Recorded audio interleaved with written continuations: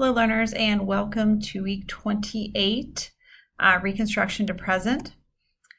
This week you're completing units 9.5, 9.6, 9.9, 9.10, 9.11, and 9.12. So we're going to start with Watergate and work our way down to the project on social acceptance.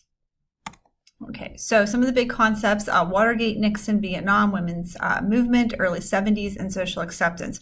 I have had a couple of questions about the social acceptance assignment.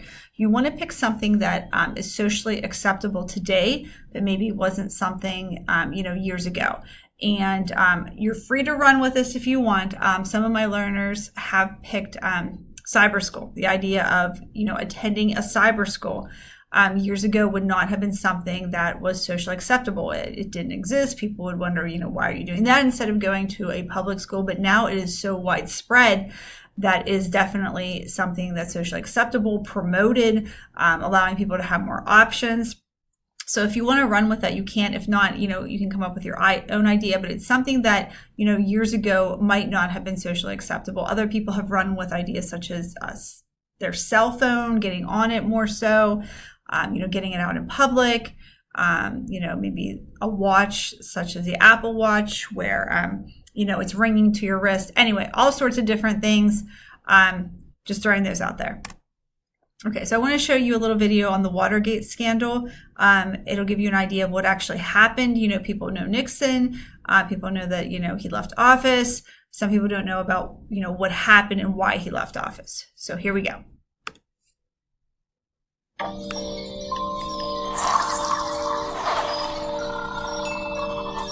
This was one of the biggest political scandals in American history. Welcome to WatchMojo.com, and today we'll be learning more about the Watergate scandal. The thing that's so appalling to me is that the president, when this whole idea was suggested to him, didn't in righteous indignation rise up and say, "Get out of here, you're in the office of the President of the United States. How can you talk about blackmail and bribery and keeping witnesses silent?" In mid-1971, the Pentagon Papers were leaked. That report proved that administrations from Truman to Johnson had intentionally expanded their Vietnam War efforts, in contrast to what the public was told. The Nixon administration then panicked and formed a covert group to halt leaks. Nixon advisor John Ehrlichman assembled the White House plumbers and included former CIA agent E. Howard Hunt and former FBI agent G. Gordon Liddy. Soon, the president's political rivals were recorded on Nixon's enemies list. Politicians, journalists, and even Hollywood actors Nixon feared could stop his re-election were included and were harassed by the administration with tax audits, legal action, and more. Prior to the 1972 election, the Republicans created a Committee for the Re-election of the President, or CRP. John Mitchell stepped down as Attorney General to chair that committee. The CRP used questionable and illegal means to achieve their goal. For example, Mitchell kept a slush fund to subsidize information gathering on the Democrats. Ultimately, a plan was approved to bug and steal information from the Democratic National Committee headquarters at the Watergate Hotel. On June 17, 1972, during the second of these break-ins, the burglars were arrested. The Democratic National Committee is trying to solve a spy mystery. It began before dawn Saturday when 5 intruders were captured by police inside the offices of the committee in Washington. The FBI quickly linked those arrested with Hunt. Because of Hunt's connection to the plumbers, Nixon ordered his chief of staff, Bob Haldeman, to instruct the CIA to block further FBI investigation into the finances behind the Watergate break-in. The cover-up began. Mr. Nixon, did you know about the burglary of our Democratic National Headquarters at the Watergate? The Nixon administration then officially denied involvement in the burglary. However, more clues emerged that conflicted with this. Aside from the Hunt connection, one of the burglars was a Republican Party aide, and a paper trail led to the CRP. On June 20th, Washington Post journalists Bob Woodward and Carl Bernstein reported on the Hunt connection, with confirmation from their anonymous source, Deep Throat. This team was instrumental in unraveling the Watergate case, and in implicating the Justice Department, the FBI, the CIA, and the White House. In 2005, Deep Throat was revealed as former FBI Deputy Director Mark Felt. By September 1972, the burglars, Hunt and Liddy, were indicted by a grand jury. Despite connections to the scandal, Nixon was decisively re-elected that November. The burglars pleaded guilty before Hunt and Liddy went to trial in early '73. The scandal soon exploded when many of the administration's important figures were implicated. In April, 4 top Nixon aides lost their jobs due to their involvement in the cover-up: Haldeman, Ehrlichman, Attorney General Richard Kleindienst, and White House lawyer John Dean.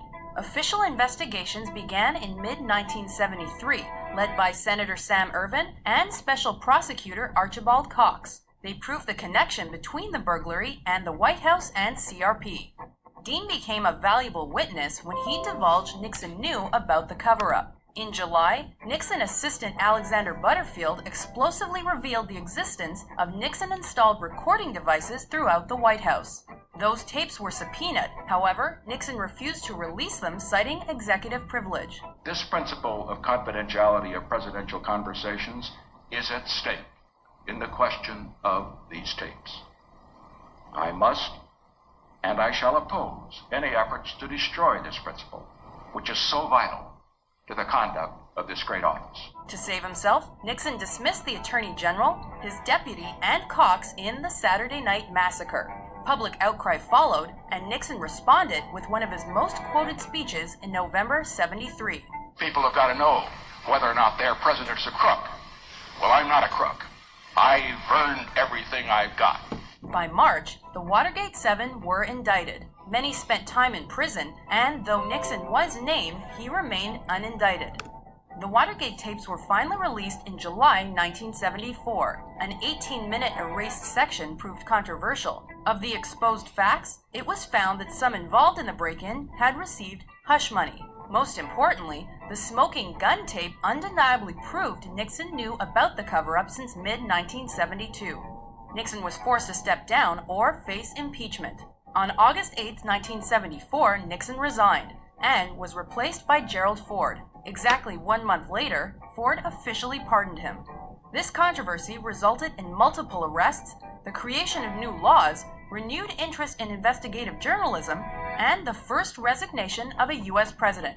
The Watergate scandal undoubtedly changed American politics forever.